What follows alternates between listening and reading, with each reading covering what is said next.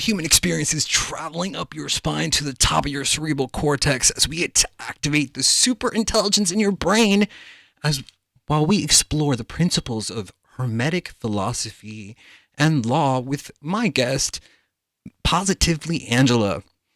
Angela is a narrator, content creator, and I call her the Oracle. Angela graduated traditional Chinese medicine school in 2014, where she studied acupuncture, cupping, herbal medicine. But what truly captured her attention was the way that medicine is applied in a physical, mental, and psychological level. Angela became fascinated by the seven Hermetic Principles, which state that there's a fundamental connection between the physical and spiritual worlds that govern all creation. So this became the center focus of her life and helping people understand this better. Angela, welcome to HXP. Oh, it is such a pleasure to be here. Thank you for having me. You're like sometimes we find like diamonds that just like gems that people just don't know enough about yet, and you are that diamond that I found, because I love your work. I love your energy. I love like that wisdom, the wisdom that you have, and why don't you tell us a little bit about yourself and how you got into this work, and let's lay the groundwork. Let's lay a foundation. Well, how I got into it was curiosity because my grandpa was ill at the time. He had diabetes, and I thought, there has to be another way. And so I looked at naturopathy, homeopathy, all those things I looked at. And then I came across traditional Chinese medicine, TCM, and I thought, oh, well, this seems to fit every aspect. And so I signed up for school because originally I did want to be a midwife because, why not? It was something that I was always passionate about, but we didn't offer that program in my city. And so I signed up to take TCM, traditional Chinese medicine. And in the first year, I was completely hooked because, yeah, they may be textbook things and it's over 5,000 years old, but there was something about it that compelled me. So I looked up Confucius, Lao Tzu, all those people. But then I found Hermes, Thoth, or Thoth, depending on your semantics. But I found him and his emerald tablets, and I started to read them, and I was like, oh, well, this applies to what I'm learning. And one of our texts, the Treatise of Warm Diseases, with Huang Di, he made one statement that profoundly changed me, and that was the beginning of this journey. He said, a doctor cannot heal the body. You must heal the mind. And when I read that statement, I was like, say, what now? What do you mean? Mm-hmm. And so that's how I ended up here, because it was the most fascinating thing. And so that's what it was, sheer curiosity, right? Just an eagerness to learn. But mind you, that was always on my report card as a small child. Chatting, like talks too much in class and always asks too many questions. Seriously, those two sentences were on my report card. So I see now why they fit so well, right? It was paving the way for this. So that's what got me into traditional Chinese medicine. And at the end of the day, that's what got me right here with these principles. And I didn't talk, I had them memorized. And it was just lately, 2018, 19, that I said, okay, let's apply. Let's apply what I know. And I went back and I picked up the Kabbalion. I picked up the Hermeticum because he wrote them. And so that's where I am right now. Yeah, I absolutely love it. I mean, you're full of just what I appreciate about you the most is how consistent you are and your constancy. Like, I mean, like the sun rises every day, right? But we don't really think about like, oh, okay, the sun is going to rise. Is it going to rise? Like we never question that. And it takes a lot to be on this show. Like we bring on world renowned guests, and so it your consistency, your constancy, the way that you just teach every single day.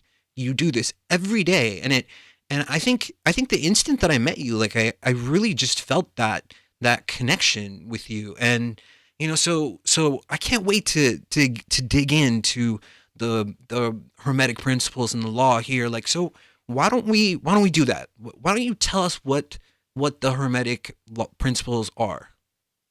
All right. The Hermetic Principles, there are 7 in total. Truthfully, there's only one. There's only one. The law of mentalism. The universe, creation. The all is mind. That is the principle that everything is based upon. The second principle, correspondence. As within, so without. As above, so below. Now we have vibration. Everything vibrates, nothing stands still. And it vibrates between 2 poles, polarity, between 2 things that are the same in nature. They look to be opposite. And the only reason why they are opposite is because one is on the left and one is on the right. Example, love and hate. They are not different. It is just a matter of vibration. Love moves faster than hate does. Just like sound and light are the same. Light moves faster than sound. So it vibrates faster. Sound vibrates slower. After the law of polarity, we now have the law of rhythm, because the 2 things that are moving, when you move through those 2 things in polarity, you create a rhythm, an ebb and a flow. We see this in nature. We have the lunar cycle. We have seasons. That is the law of rhythm. Then we have the law of causation. Every cause has an effect, but every effect does have its cause. And finally, the law of gender. Not to be confused with man, woman, boy, girl, but gender. To be masculine is to project a thought into your own subconscious mind. The subconscious mind is feminine because it receives information. It does not discriminate. It doesn't judge. It just takes in the information. Those are the 7 principles. We'll break them down. You see, Xavier, you had Dr. Bruce Lipton on, and I learned about him in my first year of school, and I did buy his book, The Biology of Belief, because he uses these 7 hermetic principles from a scientific perspective, right? And so when I listened to that podcast, I was like, oh, that's the raw science, because he tested the science of it. And that's what because when you mentioned the caliber of people you have on, I wanted to pay respect to that, because that was the first person that I had heard about that practiced the scientific part of the Hermetic Principles. Even though people may sometimes think, well, that's just woo-woo, that's just philosophy. But the philosophy, the thought, is manifest in the science. So that's why, as within, so without. Correspondence. You have the thought, you have those 7 principles, and the expression or the corresponding expressions would be the science. So we'll break them down, but I give it back to you, because those are the 7 principles. Yeah. I really, really do want to break them down. I mean, can we get more of an understanding of like the history of these hermetic principles? Because I know they come from ancient Greek. The ancient Greek text called the Emerald Tablets of Thoth, and so there's. And like I said in the introduction, that these principles are based on the idea that there's a fundamental connection between our physical world and the spiritual world, and that by understanding these laws and having them sort of practiced, you can more connect to your reality. You can put your will into reality. Yes. Indeed, you can. So we'll start with mentalism and the history of it, because you mentioned the history. Now, I think the number is 36,000 years, but we'll go back. Thoth, Hermes, he was given these 7 principles. because he had a curiosity. He wanted to know more. And so he was summoned. Now, this is where people get lost sometimes and they think, oh, well, that's just the story. That's what they want to tell you. But if you go back, I'll tell you why it isn't. So he was summoned by the nine because it's Egyptian. The Greeks copied it. Hmm. It all started there with, because he taught the Egyptians. He was the scribe. So he was summoned by the nine. The nine were not, they were formed but formless. The paradox. And so they told him, this is how creation happens. Here are these principles, and I want you to write them down and teach them to people. That was his missive. He was instructed to do it because he was so passionate about learning. And so he started to teach people, and this is why you have that rise of such, it's called Hermetic Principles. You have that rise of knowledge in the Egyptian times.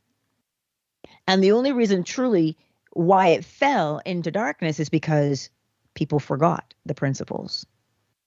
Because the Crusades happened and the church took over and they buried the information because they wanted one thing. Monotheism. They just wanted one. And that's what happened. And that's why the Hermetic Principles went into obscurity. Right? And so someone asked me the other day, like, well, isn't that just like believing the Bible? You're believing fiction?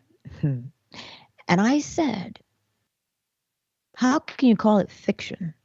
If you go outside and I say to you, plant this seed, plant an acorn. Before you plant the acorn, you know exactly what you're going to get. An oak tree. As within, so without. You cannot plant the apple seed and get an oak tree. Sure. That's not possible. It would be contrary to law. So now when you look at the rhythm, the lunar cycle, the feminine cycle, well, the female body cycle, that's a rhythm. There's an ebb and a flow that happens, a receding and a moving forward, an advancement. So you can't say, well, that's woo-woo, that's not real. It's everywhere. And what we don't see is, we see how majestic things are in nature. We see how ordered they are in nature. But nobody digs beyond that because those 7 principles govern all that you see. They have to follow the principles, including us. And we do them blindly. We do them. We follow them blindly. Because if you think about it, if you are sitting on the couch and you say, ooh, a thought crosses your mind and it says you feel like, and you say, ooh, I really would love some, and you get up and you go and you get it. Everything starts with a thought. That's why they say the universe is a mental creation. And another question that people always ask is, well, why do they tell you that the world we live in isn't real? If I stub my toe, it hurts. I'm like, yes. If you stub your toe, it will hurt you because you have senses to interpret from your body because you're in a body.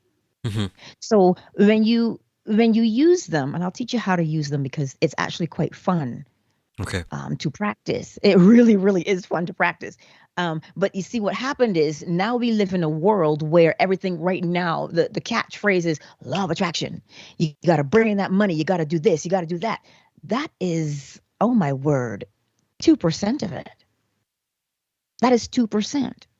Without a proper understanding of how the principles work, a lot of people get frustrated in quote unquote trying to manifest when it is something you do naturally. You don't have to try to do it.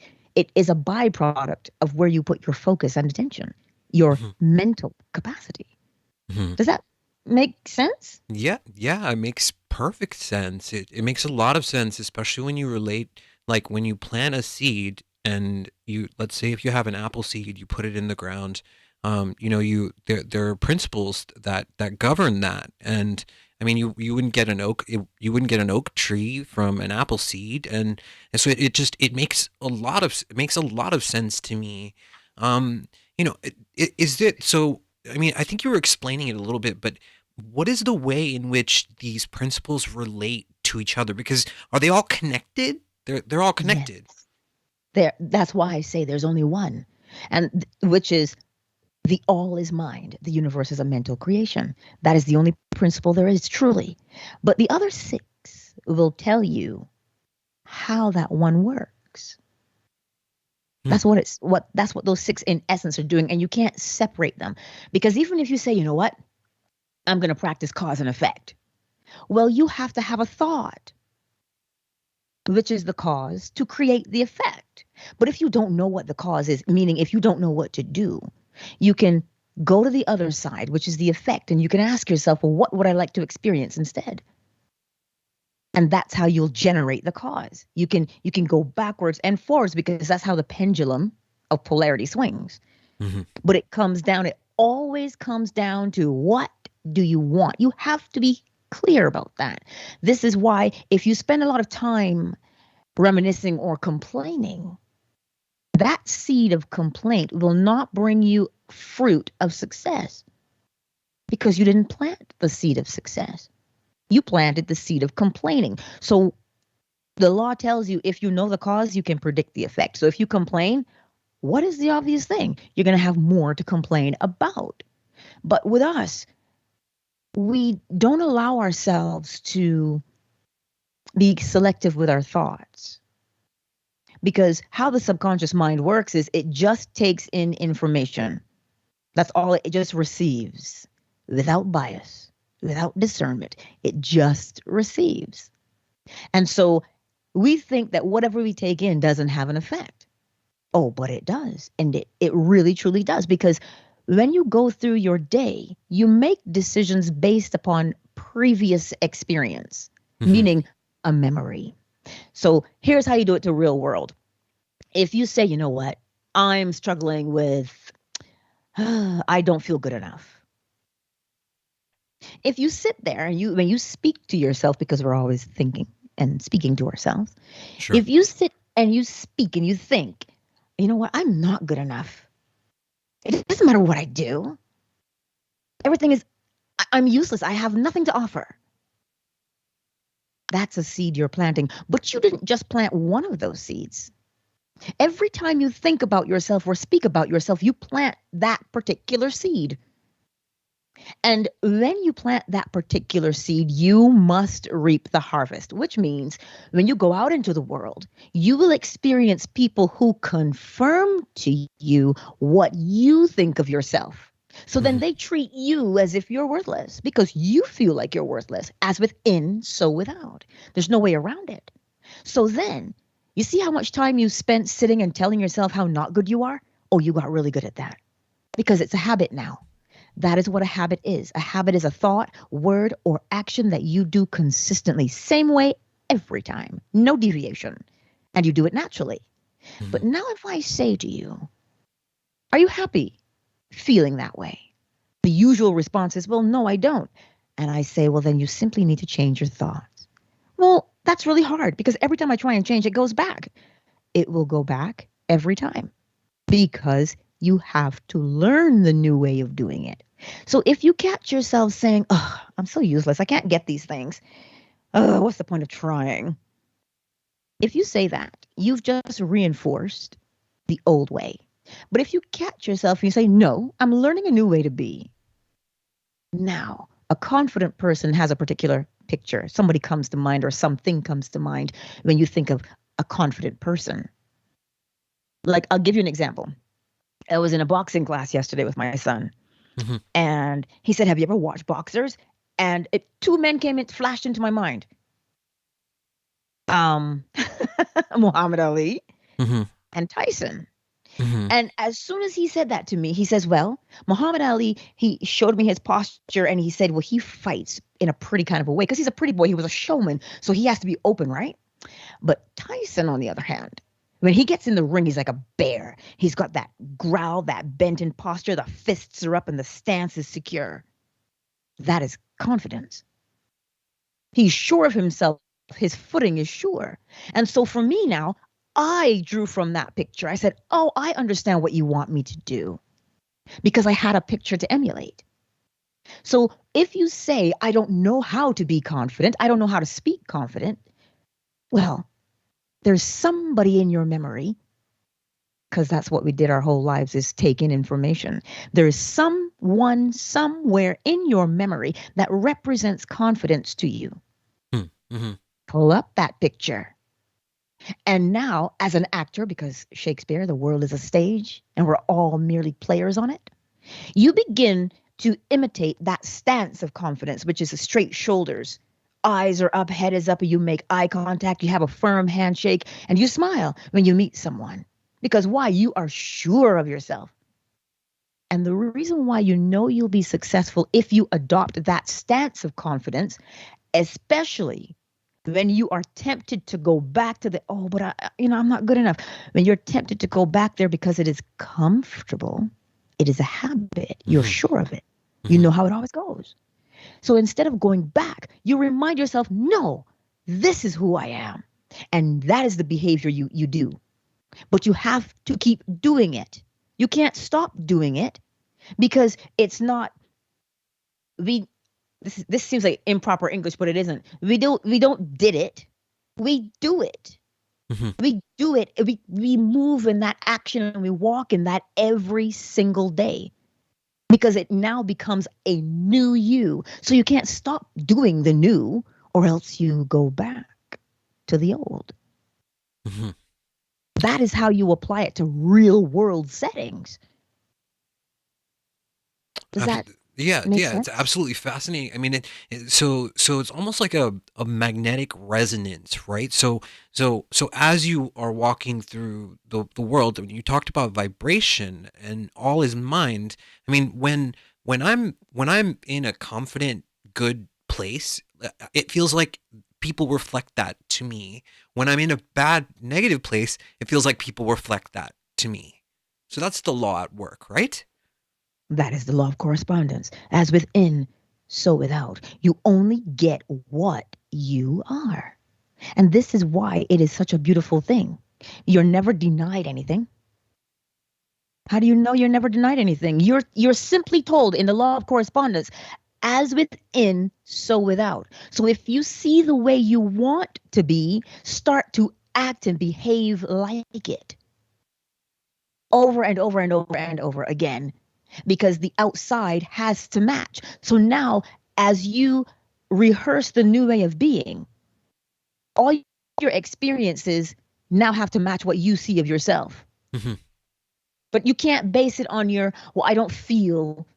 this isn't real. I don't feel like it's real. That is not the question that was asked. The question that was asked is, what do you want to be? That has nothing to do with feelings. We allow our feelings to muddy the water, yes? It's not about feeling. It's about, do you want to feel confident? Do you want to be confident? Those are two separate things. Be confident. I think, too, when people talk about like raising your vibration or changing your frequency in the polarity, like it's speaking in a lot of general terms, but what would you recommend as like things that people could do on like a very basic or fundamental level to like raise your vibration or change that frequency thought? What a beautiful question. To raise the vibration is to change to a better feeling thought in the body. Because each thought is the cause and everything moves, including the thought. It does not stand still and it has its own vibrational signature. So if you are entertaining thoughts that, tighten the chest and tighten the jaw and lift the shoulders up to the ears, that is a low vibration. That's how you know what vibration you're on, because the body is your feedback. And that's what the emotions tell you, right? They tell you, that's making you go down there. Do you want to go down there? So then you answer the question with a yes or a no. And if you want to elevate from there, then you physically have to turn your attention to something else that makes you feel better within your body, because that's the feedback mechanism, right? So instead of I can't, you lead with I'm learning a new way to be. And as soon as you say, I'm learning a new way to be, a new thought comes along that confirms that and says, okay, well then let's practice. You raise your vibration naturally because everything moves. Everything moves. And your body responds by way of emotions to tell you what vibration you're on. So it's not, that's why I mean that catchphrase is so popular, raise your vibration. It's not it's the thought. The thought carries its own vibrational signature. Hmm. Each thought does. So if you choose a thought that feels better, and I liken it to going to the gym with reps.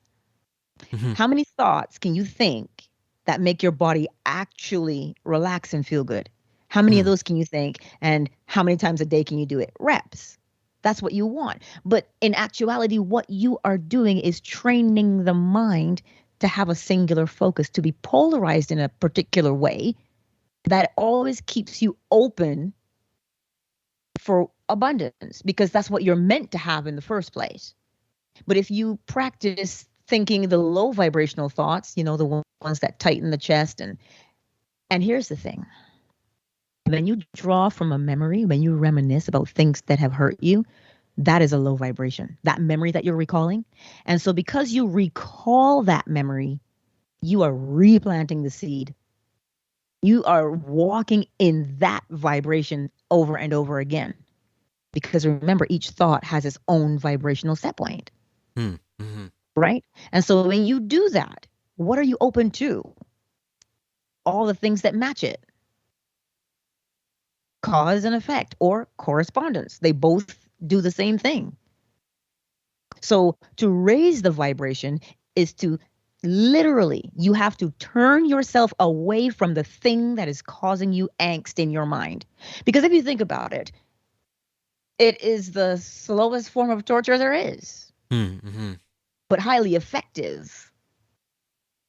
Because you can sit there and replay those thoughts in your mind, and deeper you go. Or you can sit there and think of the pleasant things, and the higher and higher you go. I think that's one of the most, sorry to bump you there. I think this is one of the most common issues that people face, is that, we get trapped in this sort of negative cycle of thinking, of thought. And so it's just introducing that higher frequency, introducing that level up, where, so you can attract more of that, right? I mean, if you think of a person, and maybe they'll have 10 negative thoughts, and maybe possibly maybe they'll have one positive thought. I see that. But then another phenomenon came out of this. I think they call it toxic positivity, where people felt that they had to be happy all day long and had to fake that happiness. Now that's a beautiful form of torture if you think about it, because you don't actually feel happy all day, every day. And that's why I tell people it's not about happy or sad. It's about where are you focused in your mind, and how long have you been focused there? That is where the result comes from, not how happy or sad you are. It simply comes down you to mentioned, yeah, go ahead. you mentioned just like earlier too, like an acceptance. Just like if it's raining outside and you like are mad that it's raining, there's no reason to be mad. It's just you're accepting that it's raining, and just focusing on things that maybe could be more over your control. But you know where that comes from? That kind of mentality, you would find that in a person who says, oh, every time I want to do something, something always happens to block me. That's where that will come from. And that's why they are upset with the rain. It's not the rain they're mad at. It's the thought of the old memory that they have, that every time they've done something or wanted to do something, there was always an obstacle in the way. And that is why they see the rain as a problem. Well, I mean, if this goes to the very first principle, which is the principle of mentalism, that the universe is mental. Like what's in your mind is what you're going to experience in your reality. Yes. There's really no way around it. And for the people who tell me that I lie and it's not true, I always say, okay, next time you have the desire to go to the grocery store, or the desire to go outside, what started that desire? A thought did. Mm-hmm. It's always a thought. You move by way of thought. You create by way of thought. And it's the thought that has the one thought. This is where polarity comes in, because you are polarized in a particular dimension, or direction, I should say. So for the person who has a history of not having things work out in their lives, they are polarized there. Well, nothing ever works for me. That's their polarization. That's where they are. That's where all their attention goes. That's where all their energy goes. So this is why, as within, so without. So then nothing grows. They will try many things and it always will have an obstacle, because that is where they're focused. That's the singular thought they project by way of the law of gender, day in and day out, into the womb of possibility. So they can only get it back. And the funny thing is, the habit of thinking that way is so obvious, yet it is hidden. The paradox. It only remains hidden if you're not paying attention, but it isn't actually hidden because you're doing it. You can see what you're doing if you are looking at it. I forget the name of the man. The chains of habit are too light to be felt until it is time to change them. Mm-hmm. You see, habits make us successful. That's why you learn to tie your shoes, and you had to do it over and over and over and over again until that set in. You had to read from left to right. You had to speak. Grammar. All of that is learned behavior. It is a habit that you do. They're all habits, but they make you successful because you can go anywhere and read anything. So you are successful. So if now you've practiced that way, because remember, 0 to 7, right? That's the age where all the information is just being absorbed. And Dr. Bruce Lipton, he calls them programs. I say they're habits, because it's something that you do. You learn to do it, and you do it the same way every time. And there's a reason why habits are beautiful. It's the same way. It's the same reason why a thief will case your house. He's not sitting out there casing your house for any other reason other than to watch your habits. What do you do? That's why. And he's using the law. He is observing. And now he will look for the right cause to bring about his desired effect, which is to take from you. So the cause would be you're not at home, and he knows exactly when you won't be at home because he's recognized and memorized your habits. So you see, we are already using these things unconsciously. So to recognize what habit is plaguing you, your hidden habit will make you say things like, why does this always happen to me? Why do I always date the same type of person? Why can't I change? Why? Why me? Why this? That phrase is showing you your hidden habit. And if you would but pay attention to that hidden habit and say, oh, I see you. What do I want instead? Because it has its mate on the other side of polarity. So then you ask yourself, well, if nothing works out for me, you know what? Everything works out for me the way I want it to. That's on the other side. So what are you going to do? The next time you are faced with a task, you say, okay, I'm practicing and I'm learning a new way to be. And I know that habits make me successful. That's where you turn yourself to, instead of, oh, why me again? You already know how that mode of thinking turns out. So you can't look there anymore. Go ahead. Yeah. And I mean, there's a distinct aspect of the principle of polarity, and I wanted to know, how does the concept of duality fit into this? Like I'm curious about, love versus hate and things like that. How does that play into the natural law? The natural law, you see, because we think there's a duality, but there is not. There's simply one. Love and hate are the same, because love, look at how it makes you, look at how the body responds to love, right? See how that vibration feels? It's nice. But now, if this person does something to make you upset, the very thought, oh, you just make me so mad, the vibration begins to change. And you go towards dislike, strong dislike. And the more you ponder what they did to hurt you. You go to a strong dislike, and all of a sudden you end up at hate. Same person, same relationship, but it's just the thought that you have entertained about the hurt because it moves at a different frequency. So you've moved yourself along polarity from love to strong dislike. You've moved yourself from there vibrationally. That's all you've done. And it was only the thought that changed. It was only the thought. The way you think about them has changed. Ponder this for a moment. You're with somebody. Something happens. You change the way you think about them. You don't change the way you felt about them. You change the way you thought about them. And the way you think about them has its own signature at how fast or how slow it moves. And that is how you literally move yourself from love to hate.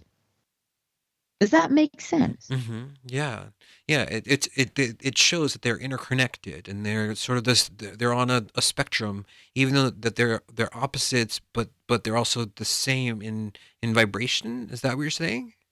They're the same in nature, meaning that they're strong emotions, love and hate. But they're only opposite because one is on the left and one is on the right. That is, it's called poised opposition because they're facing each other like fencers on guard. Yeah, that's what they're doing. But they're the same. They're not different. It's just, and that's why we get confused with duality. We say left wing, right wing. Come, now there's one bird. We say left brain, right brain. There's only one brain. Not two, one. But they are what? In poised opposition. They're facing each other. That's what makes them opposite.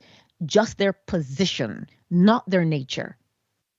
So, Because, Angela, yeah, I'm so sorry. Is there a vibration or frequency that you would consider the highest? the law. The law When you, itself is the yes, highest. the law itself. Because the law comes, you see that first phrase in mentalism? The all is mind. Let me simplify that for you. The all is a mind. The all is a mind. It simply thinks. There's no feeling because it doesn't have a body. The mind thinks. But now, if you look at society, we have the word God, and that comes with its own connotation. You say God to one certain group of people, you say God to another certain group of people, and we're going to have conflict, right?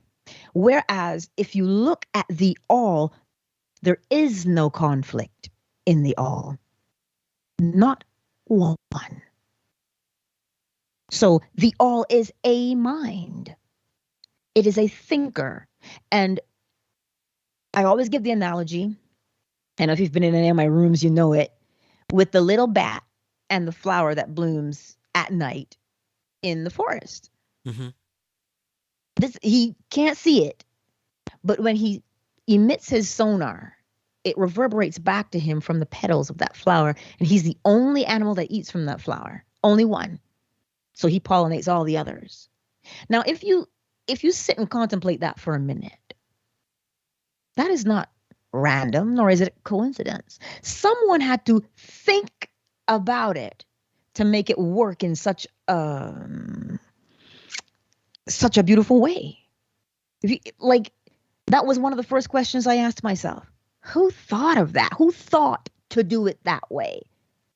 The thinker. The all is mind. That's who thought about it. That's where the laws come from.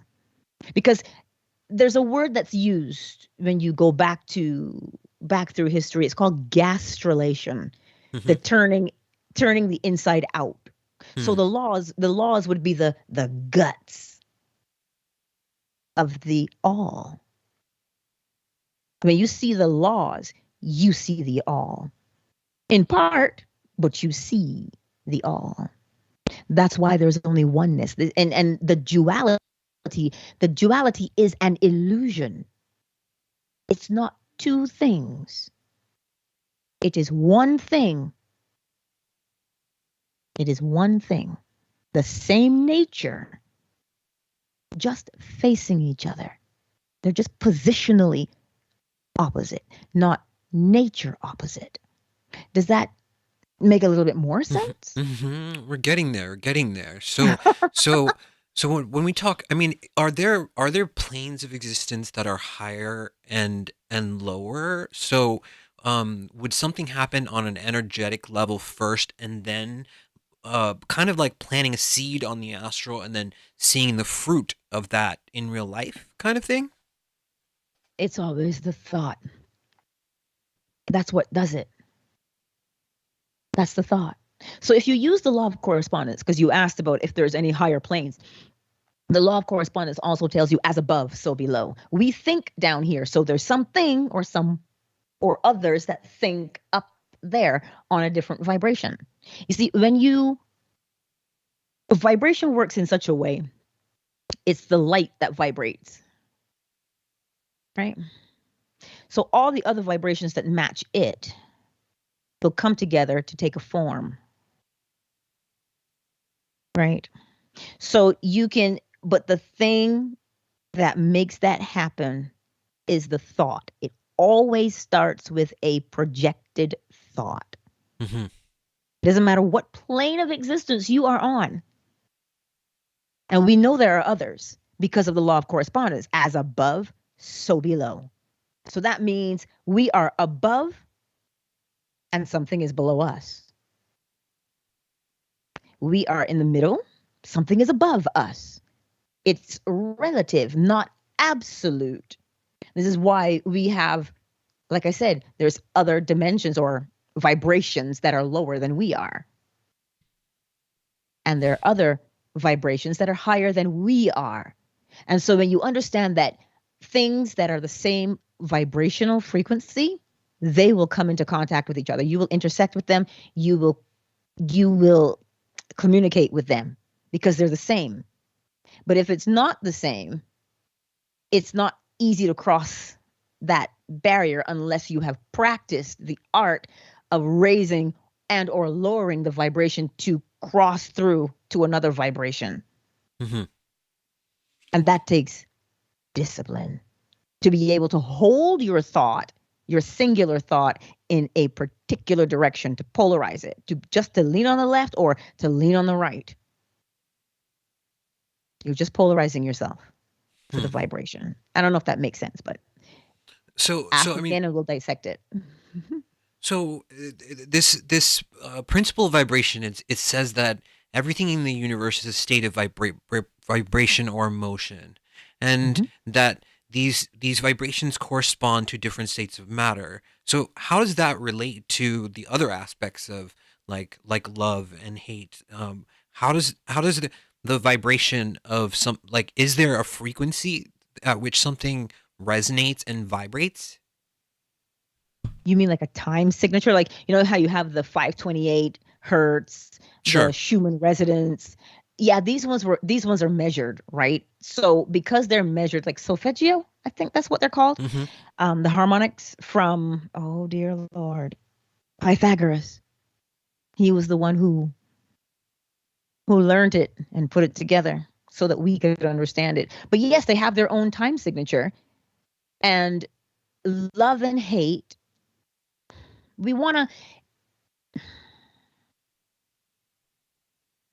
it is more along the line of what you think about the person you are with. What do you think about them? Then that will tell you what rate you're moving at. Your body will tell you what rate you're moving at because it will respond based upon that thought, how you think about them. If you sit and you think about them and you go, I really do love them. I love the way they make me laugh, and we're so in tune, we're so in sync. That's a high vibration. And if you walk around with that memory and you live from that memory, you are open to good things because that thought has its own signature of allowing things that match it to come. But if you were thinking about an ex that you divorced and you're paying alimony and you're paying child support and you're mad and you're cussing them out all the time, well, what vibration do you think you're on? So how can quote unquote, the good things come into your life? How can you catch a break if you have not let up on the argument you're having in your head? That thought, it is only the thought that you are thinking about the person that you are with that will tell you whether you, quote unquote, love them, like them, or hate them. It is simply the thought, nothing else. Does that make more sense? It all originates from the thought that you have in your mind. Like that's where it comes from. Because the universe is a mental creation. It's the thought. It's how you think about a thing. So if you have a memory, I'll give you mine because I can only speak from my experiences. Sure. My grandfather, when I stop and think of him, like if the title of God had not been bestowed upon someone already, I would have given it to him. I guess in my eyes, he was a God. He came through turmoil in his life. And I always asked him, I said, why didn't you end up like the guy on the corner? And he would always tap his temple and tell me, it's the mind of a man that determines whether he fails or succeeds. And I was like, say what now? That didn't make any sense to me as a wee girl. It didn't make any sense. But I've never forgotten it. I've always remembered what he said. And I've never, you see, his hardship was such that he got his basic education, but he had to leave school at the age of 8 so he could work. He could pick cotton and cut sugarcane at the age of 8. And he became, if you go through our old neighborhood, if anybody around is still in that age bracket, they know him because he had a reputation for being the fastest cane cutter there was. The only thing that could outdo him was the machine when it came about. And I always asked him, how did you do that? He said, well, look at it and set your mind to the task and don't stop till you're done. And when you feel like quitting, look ahead of you and see that you're almost done. And you just keep your focus one stalk at a time. Cut the root, hold it in your hand, cut the top, throw it to the bin. Cut the root, cut the stalk, throw it to the bin. That's the only thing you think of. And that's what he told me. He's like, it's not about what you did or what you still have left. It's like one at a time. You can only cut one stalk at a time. And that's where you cut. If you keep your focus on that, you'll finish. That's what he taught me. And so now that I have an understanding of if you are dealing with a particular situation that you want to change, keep doing the new action every time. If you hate clutter and you see it around you, it actually makes you mad when you see it. So what are you going to do? Are you going to get mad every time you see it, or do you want to change it? So if you want to change it, the same energy, keep that same energy. You pick up that piece of paper, you put it in its rightful place.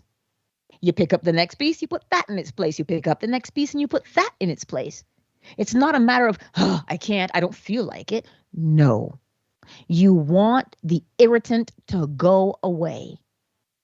So banish the irritant, clutter, by doing the other side of polarity, cleanliness. And that's where you polarize yourself towards cleanliness. And so now, once you develop the habit of, now you won't even make clutter anymore. See, that's how you do it in real world time. It's these little things that we do, and little things accumulate, right? Little things accumulate, and then we end up with a big thing. So you see, that's how it works. Does that make sense?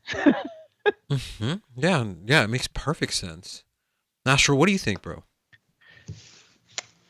I have a question. A lot of people, I think everybody could speak on this, but just a feeling in your gut or a physical intuition that you have. So it would be like, we've talked a lot about mental thoughts coming and then that cause and effect of happening. But how does intuition play into like mentalism and cause and effect? Intuition to me is, I want to, just give me a moment. Let me get the words for you.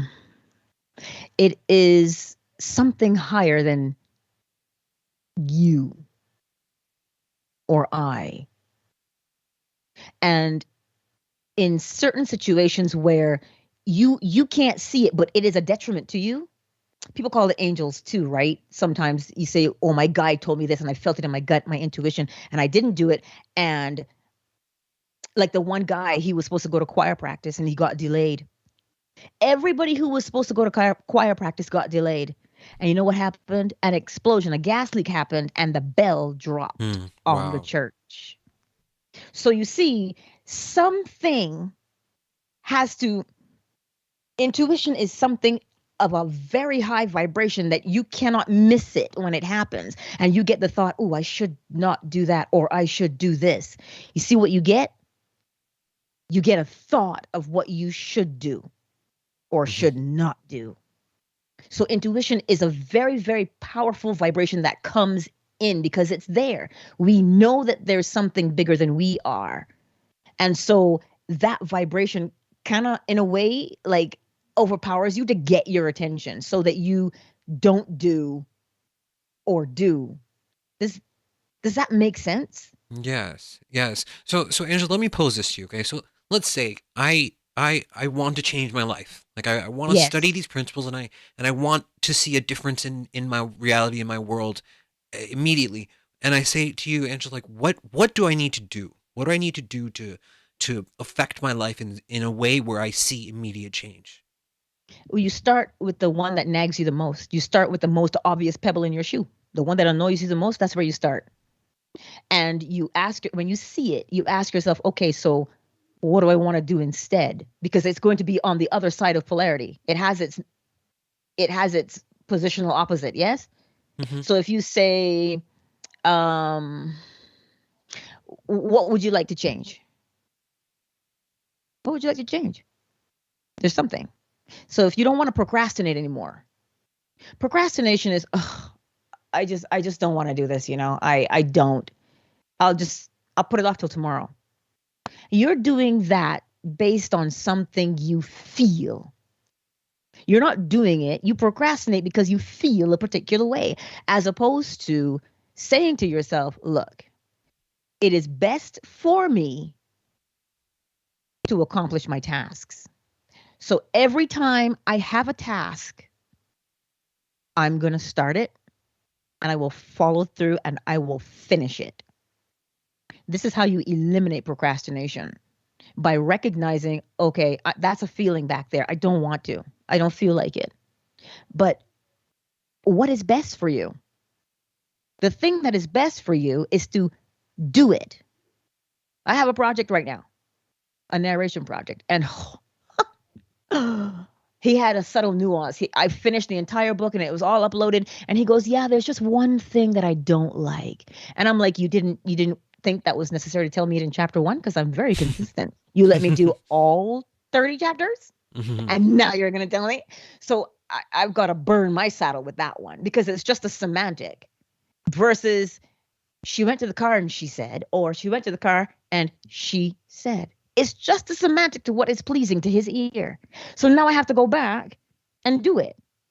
Now, that's what I mean. I don't feel like it.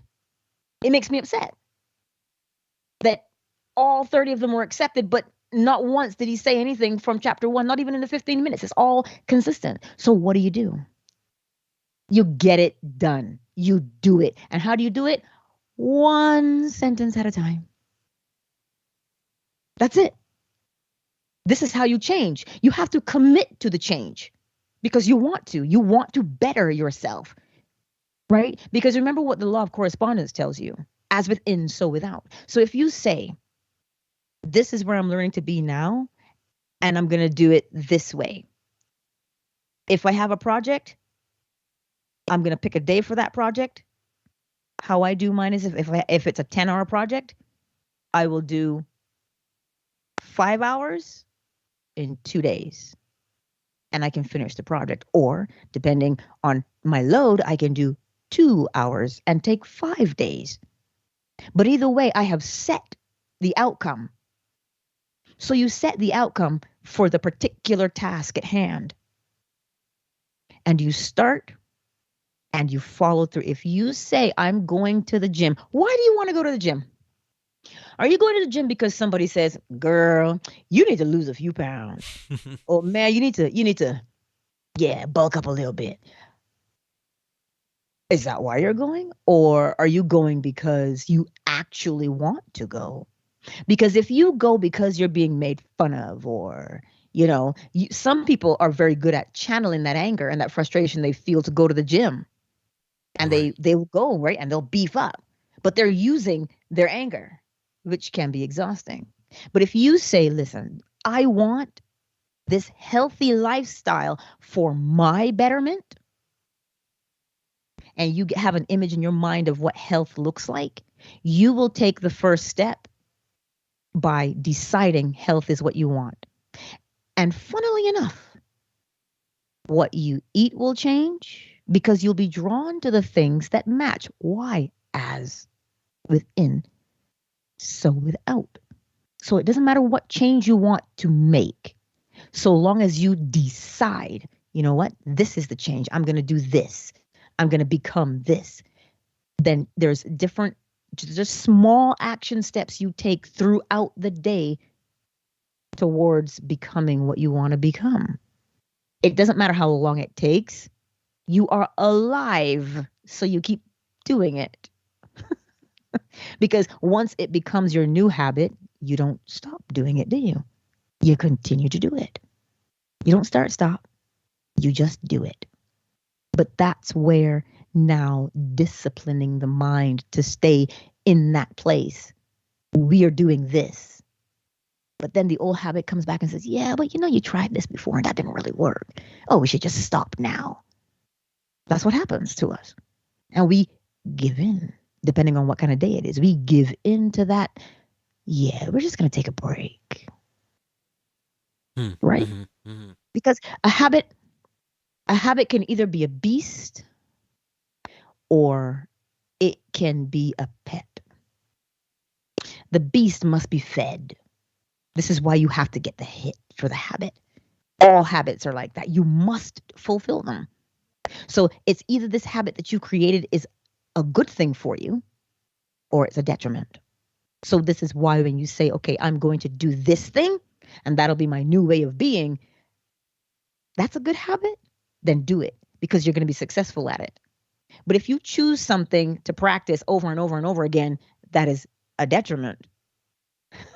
Well, then you're going to have the opposite result, which is a life of hardship because the habit must be fulfilled. There's no way around that. As within, so without. It is law. So Angela, if we can go back a little bit and talk Yep. about Hermes, and why would he give this to people? Like why put this out there? Are these the secrets of the universe, or is this something that everything obeys? How does it work? Yes, everything that is created obeys these laws. Everything. And the reason why he gave them was so that mankind could elevate themselves from beast to human. Not on an evolutionary scale where like we were animals. No, but the animalistic mentality of, oh, I'll take from you so I can have. What he's telling you with these laws is there's no need for jealousy because we all have the same potential. We can all think and we can all speak, which means we can all create the life that we want for ourselves. There's never a reason why I should have to beat you for your sneakers. There's no reason why I should have to steal your car. There's no reason. Because I can do it for myself. I can acquire anything I want for myself by simply using my mental capacity. And that's why he taught them, so that we could live a beautiful life as opposed to one where we self-torture. Because you've got that same particular thought running around in your head and you can't break it. And it's a habit. It's a cycle. And you must do it. And so that's because he taught these principles to the early Egyptians. That's why they elevated themselves beyond anything we can even figure out. Mm-hmm. Because we vibrationally were much lower than they were. Right. Only because they practiced these principles day in and day out. And the thing is, they were never just taught to the average person. You actually had to have a curiosity and wanted to become better. Or else, what ends up happening is the popular aphorism is throwing pearls before swine. Right. If someone, that's why he says where's my Kabbalion? Oh, it's over there. the lips are sealed, right? The lips are sealed unless the ear is open, that's willing to hear it. When the teacher is ready, the student appears. That's the popular one. That's why it was taught, so that we could be better. Because if you're running around and you don't know these laws, it doesn't mean the laws aren't working. It means you're at the mercy of them. Mm-hmm. But if you use them, now you become master of self.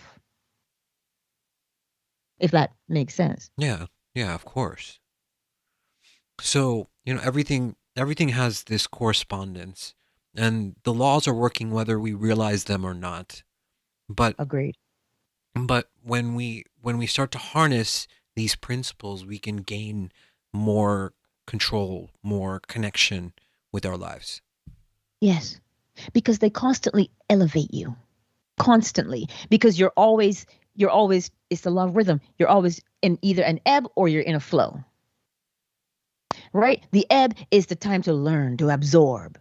The flow is to practice and to rehearse. And so the more, I remember like earlier you said, if I haven't changed the weather yet, all in due time. It's practice. It is possible. But it's just not something that is advertised. You keep that to yourself. It's nothing that you share with people, because it wouldn't be good. But there allegedly is a man in, I forget where he is. But the government will call on him to make it rain or not. He's there, allegedly. I've read the story, but I don't have that. I'm not like a Matthew LaCroix where I go out and I find these people, or like a Billy Carson. They really do that ground research, and they look for the evidence on the cuneiform, and in the cuneiform on the Sumerian tablets. That's what they do because it's there. Me, I just use the law. Mm-hmm. Right? But these things are possible if you learn how to get yourself in that state, that pole, the polarity. You can make anything happen. They call it controlling gross matter in the Kabbalion. Mm-hmm. Right? And it goes with the correspondence between the macrocosm, which is the universe, and then the microcosm, which would be the individual. As above, so below. Right? This is, now here, let me put it this way. This is where people get things confused with the law of gender. Because when you say masculine, feminine, they think, oh, masculine is man, feminine is woman. Not so. Masculine and feminine are above. Those are the principles used for creation, the seed that is planted into the womb of creation. The womb. That is above. But to see it, you have to have the male and the female. And that is procreation. So if you understand procreation, you will then understand creation, because then you have to have a seed thought that you plant into the womb of your mind and to have it generate. And it has to gestate. It takes time. And you will see that. So that's how you'll know. But people, when you say masculine, feminine, a lot of people think, oh, that's man, woman. No. The man, woman is the below. Masculine, feminine is the above. As within, so without. Right? So the way a woman moves or the way a woman talks, we equate that to being feminine, when in actuality it's just womanly. So Angela, how does the principle of rhythm play in that everything moves in cycles? It moves in cycles because it swings between polarity. So the vibration changes. The vibration of summer moves faster because it's hot. Mm-hmm. And in winter, it is cold. It slows itself down. So physically, you can see the vibration is slower. And so with rhythm comes predictability. Right? The rhythm, you know exactly when it's going to happen. That's why it tells you there aren't any surprises. There's no chance. There's no luck. There's simply rhythm. And that's where the law of probability comes out from, and the law of compensation. So however hard you swing to the left is how you have to swing to the right to match. And there's always a counterbalance because you've got two poles. So if you learn the art of countering, which is use the higher law against the lower law. You can't break any of them. But if you put your mind towards, let's say, health, and that's where you are, you're just focused on, I am healthy and I eat well and I enjoy life. You're focused on health. You will continually bring health to you. And your friends will be like, what are you, ageless? All you've done is countered rhythm, which is youth and elder. That's all you've done. So Angela, so are you saying that if I deeply, intensely love someone or generate this vibration of pure love, that it will have an automatic correspondence at some point in reality? Yes. Because you have to see what you're doing. It has to go from invisible to visible.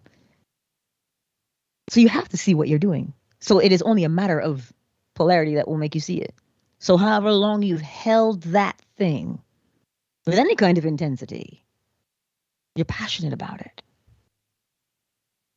you'll see it on the outside because it has to show you what you are doing. It's just like you sprout the seed, you have to see which plant you planted. But we get, and that's not even true. We don't get complacent and we don't get lazy. You know why? Because as I told you before, the habit must be fed. The habit must be fed. So you're going to have to act it out sooner or later. So to do the new thing will take mental effort because you've got to talk yourself into doing it. If you say, I can't get out of bed today. I don't want to eat. I don't want to bathe. I don't want to do anything. I don't feel like it. Just leave me alone. I'll stay here in the dark. You didn't just do that one day. You didn't do it 2 days. You didn't do it 3 days. You didn't do it 4 days. You've been doing it for weeks and months on end. It is a habit. So what do? You make a decision. Do I want to stay in this darkened state? No. Well, I will get up and I will physically turn on the light. As soon as you do that action, because you did the thought, you say, all right, I feel like eating. Yeah, and I'll go and I'll eat and I'll bathe and I'll brush my teeth. Now do it again tomorrow. Get up and turn on the light. Eat and bathe. Get up and do it again on the 3rd day. And then the 4th day comes around and it says to you, oh, but isn't your bed so warm? Isn't it so comfortable? You know you want to stay here. Look at how far we've come. You now get the choice to say, it was good while it lasted, but life is over here and I'm going to live it. And you get up again. And you will have another day where you are faced with, are you sure? And the more you do the thing that you want to become, the sooner you will become it and you will leave the other stuff behind, but you cannot give into it anymore. You cannot, even when it wants to seduce you, you cannot, because the habit must be fed. So if you continually feed it, the stronger it becomes. Feed me, Seymour. We've all seen it. Little Shop of Horrors. That's what happens to it. And it becomes this big thing. And then what happens? You feel overwhelmed and you can't go on. When in actuality, all you've done was fed the old habit. And all that means all you have to do is follow through with the new way of doing it, in spite of how tempting it is to go back, because you're familiar with it. Familiarity breeds contempt. Remember that. It's familiar. It's easy. But you don't want that anymore for you. You want to enjoy life. You want to move forward. You want to expand. You want to be better. Then make that choice. It's not a hard choice. It's a mental one where you say, okay, get up and turn on the light. Get up and eat. Get up and bake. Do it every time. The person who lost their ability to walk due to an accident and they want to walk, When they go to rehab, every day they have to get up and do what? Oh, it doesn't feel good. I see some of these videos and I'm just like, oh God. But then when you see where they came from and how they got themselves back, all they did was get up every morning and put left in front of right, left in front of right, until they had to turn around and do it again. Turn around and do it again. That's what you get to do. And So once you do it, go ahead. it starts with a seed. It starts with the thought in your mind, and then you feed that thought. It either continues or you change it. You change through your action, like the action that you take. Yes. Because thought makes you speak, and speaking makes you act. It's one motion, but it looks like three things. The thought will make you speak. And then when you speak, it is a command. So you follow the command and do what you said you were going to do. That's what it does. So you see, you want to change. Neville Goddard put it so lovely when he said, the desire to change must be stronger than the desire to change the same. That's why someone will get up one day and go, damn it, I'm done. I've had enough. And they change their whole lives. And it was just that one moment. Because you know why? The frustration of being where they were pushed them like a little nitrous oxide boost. Mm-hmm. So they could pivot to go the other way. Mm-hmm. Right? They needed that push, that force. And that's why you can't make somebody change. It has to come from within them. As within, so without. We live them every day. Does that make sense? Yeah, I mean, I'm trying harder and harder to get it. Astral, what's on your mind, man? You're quiet back there. I'm curious into how the knowledge was acquired and put together. One of the things that I keep thinking about in this discussion is the book Think and Grow Rich by Napoleon Hill, where he interviews the most billionaires, the most successful people in the world, and for years. And then he takes that knowledge and comes up with essentially principles to be successful. You know, it's how much you apply those to your life. But I'm just curious in how this information was acquired and put together in the first place. It was acquired by Thoth, or Thoth at the time. He was summoned by the Nine, and they said to him, okay, write these things down. And he wrote them down, and he taught them to people. He wrote down the actual process of creation. It starts with a thought, and whatever thought is on the inside, you must see on the outside, but everything moves. Every thought moves, and this is how he taught it. He taught it to people.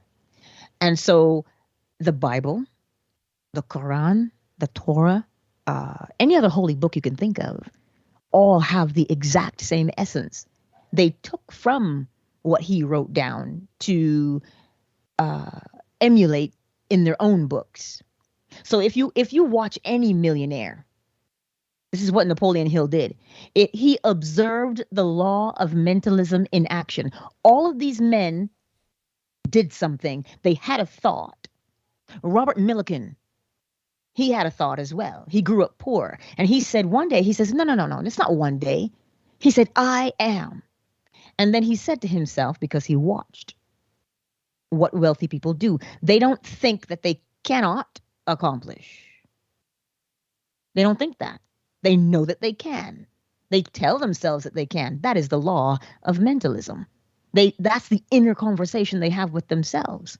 And so that's why if you observe the person who is, quote unquote, at the top, if you look at a man like, I'm gonna say Mike Tyson. Elon. Well, look at how his thought process goes.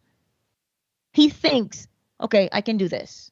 This is what I see, and he sees vividly. He sees vivid images, and so that's what he does. He emulates what he sees in his head. What is that? Correspondence, as within, so without. But he has the ability to generate his own idea, which is the law of gender. So you see, it doesn't matter who you watch. And this is why Neville said, don't get jealous of anybody. If you want to watch somebody, watch how they think.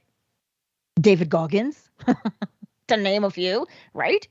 He looked at a situation and said, oh, I don't want to be that. I want to be this. And he got up every day and he did what he wanted to become. It's the law of mentalism every time. And the difference between them and the quote unquote unsuccessful is discipline. They have learned the art of holding a singular thought and following through till it was done. Now they use more, because you know how that saying came about, you got to work hard, right? They use, the principle will work either way. If you think you have to put in blood, sweat, and tears, you will put in blood, sweat, and tears. But if you recognize the law and you say, okay, here's what I want. This is the picture that I see. This is what I want. Okay, it's mine. I know that I can accomplish that, and I know that I have accomplished it. It's mine. You start to get ideas. Like, for instance, the one guy in my room the other morning, he said to me, Angela, why don't you copy and paste your transcripts and write your book? Now, I still have to write the book, but look at how easy it had become.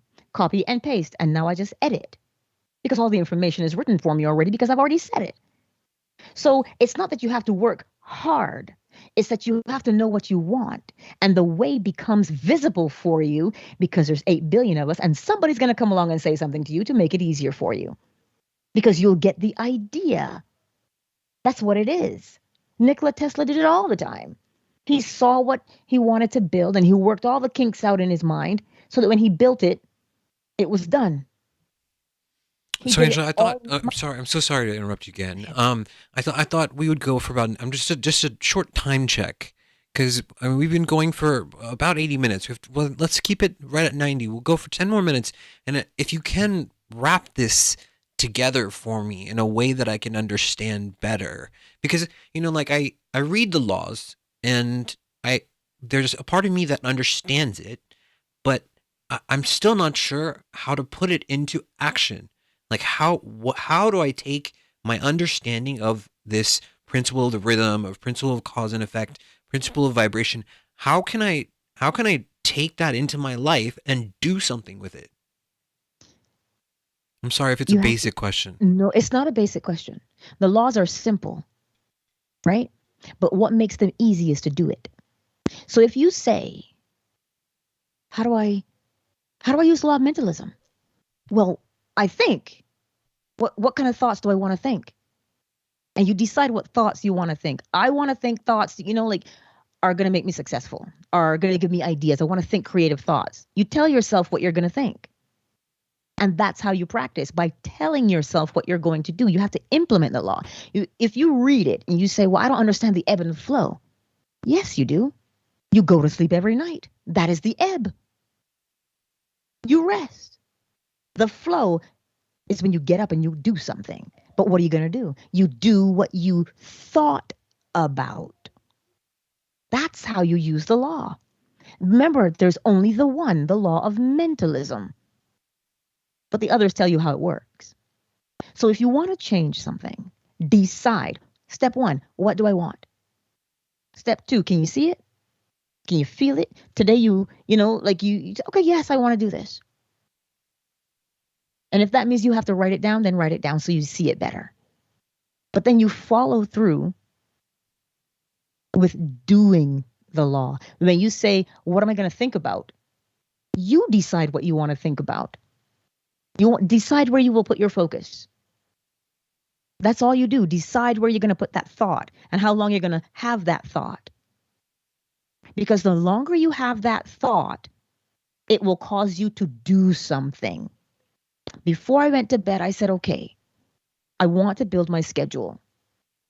And so, because I know I'm consistent Monday to Friday, but now let's expand on Monday, let's expand on Tuesday.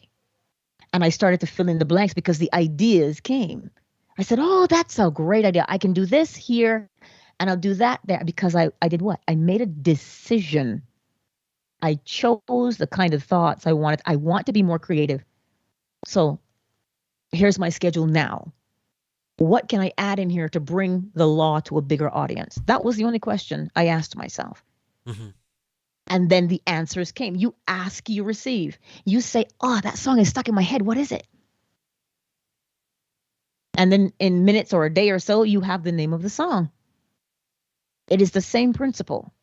You decide what kind of thoughts. It's not about feeling happy. It's not about feeling sad. It's not about feelings. It's about where do you want your thought? You know what? I'm growing my brand. Okay. How can I bring, what do I need to do to bring this brand to more people? And you sit there in quiet contemplation because it's a thought. And then you tell yourself, okay, we're going to have these idea thoughts of bringing this brand to more people, and you will get them. They will pour out of you. But you just have to sit there. And once they come to you, now you follow through with the first one on the list and the second one and the third till your list is done. And when that task, that sheet that you have is accomplished, you go back and you say, okay, we got that done.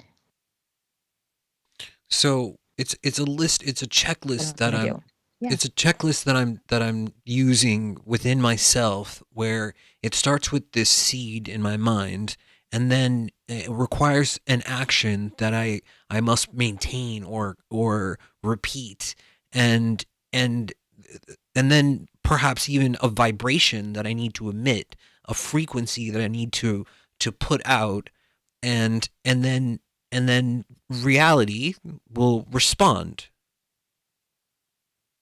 Yes, but you don't have to change the vibration. The thought that you think is vibrating at a particular frequency already. All you need The to do is seed, change the the thought. actual thought. Yes, change, because it is already, everything moves. So you don't have to change your vibration, you have to change the thought. The thought has a vibration. So if you change the thought and that thought frees up the body, because you'll know how it feels. When you are doing what you love, that's why they tell you do what you love and it's not work. When you're doing what you love to do, you just always think about other ways of doing more of what you love. That is the highest vibration. And then what happens? You get the opportunity to do what you love more and more. You don't have to change the vibration. You have to change the thought. Sometimes, Angela, like when I put the intention out for something, I'll find that through the law of attraction, or the law of something, that will manifest, an opportunity will manifest based on that idea. Like it depending on how large the idea is, the longer it takes for reality to match that frequency. Does it make sense? Yes, it does. It's the amount of time you focus on it. Polarity. It's the amount of time you hold that attention without being distracted that makes it show up faster, because it's not about big or small. It's about where you focused and how long are you focused there to bring about from inside to outside, as within, so without. So See, why this don't is, I'm go sorry, ahead. go ahead.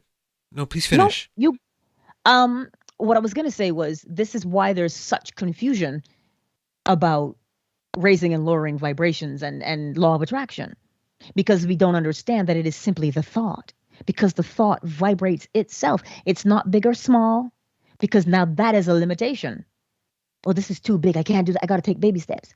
No, you have to know what you want. And that's the thought. That's where it is. The thought. And you will know exactly what action steps to take, as within, so without. That's So why you can't separate the laws. so let's wrap this all together. I mean, Mhm. how can we wrap these laws? Hermes was definitely an interesting figure in history, and full of mystery. Like, it's very intriguing that he would do this. He would create these laws and then give this concept of God and the divine to human beings, humans, so that they can reach this sort of higher plane, this higher level of understanding of reality and existence. So if we can wrap it all together, I mean, how would you do that? How would I do that? I would tell you, if you do the law of mentalism, if you practice what kinds of thoughts you're going to have, you have used all 7 laws. You don't Okay. need to worry about them. They happen. You just have to direct it by way of your thought. So when you speak to yourself and you say, I am doing this, do it. The body will comply. You have used all the laws. Just make sure that that thought is on point. Do not waste time complaining, because those are thoughts and you get more of them and more of those experiences. So what life do you want to experience? That's where you put your thoughts, because all the other laws fall into place. Okay, well said, Angela. I truly deeply appreciate your time and your understanding and your wisdom. And uh, there was a lot that I gained, and from this interview and understanding the laws a little bit better. It's still a mystery. I still feel like I need much more learning. But where can, we need to wrap this up. So where can people find your work? I know you're on Twitter. Do you have a website? I do. Positivelyangela.com. Okay. Astral, do you have any final thoughts? Oh, I enjoyed the talk. I'm recording a music album right now, and I feel like everything that we talked about can help me accomplish that goal. So, Angela, I appreciate the talk. Thank you so much. Oh, you're welcome, Astral. It was a pleasure. And It was. and yeah, we are going to be holding like a sort of Twitter space after this is over. For those of you who are listening to the live version of this, I think around 9 p.m. Eastern time. Perhaps I think Astral might start a space, and I'll co-host, and we'll be in there if you guys have any questions or want to hang out afterwards. But with that, Angela, I mean, is there anything else you want to tell the people? Yes, it is something you live every day. It is not something that we do as a passing fancy. Oh, I want to get more money, so I'll do this. No, it is how you live, and then money will not be a problem. It's scripture. I grew up with the Bible. So what does it tell you? Seek ye first the kingdom of God, and all these things shall be added unto you. Money, clothes, food. You have not to worry about any of them. Why? Because you know your thoughts create your experiences. That's what I'll say to you. And you're thinking all day, every day. So just put into practice the type of thoughts you want to have, and that is the type of life you will live. But by G, you've got to do it with practice. That's it. Angela, thank you so much for your time, guys. I hope that you learned something from this. I think there's a lot. There's a lot in here, and looking at the work of Hermes, he's definitely a legendary figure that was associated with many different aspects and ideas and philosophical understandings. And there is a spiritual tradition that is contained in his teachings. And so I would definitely dig into that more. And you can find Angela's work as well on her website. But there is, it is shrouded in a little bit of mystery, and I think that's part of it. So I hope you guys enjoyed the show tonight. We're gonna wrap the show here. We will be back next week with another show. So same time, same place.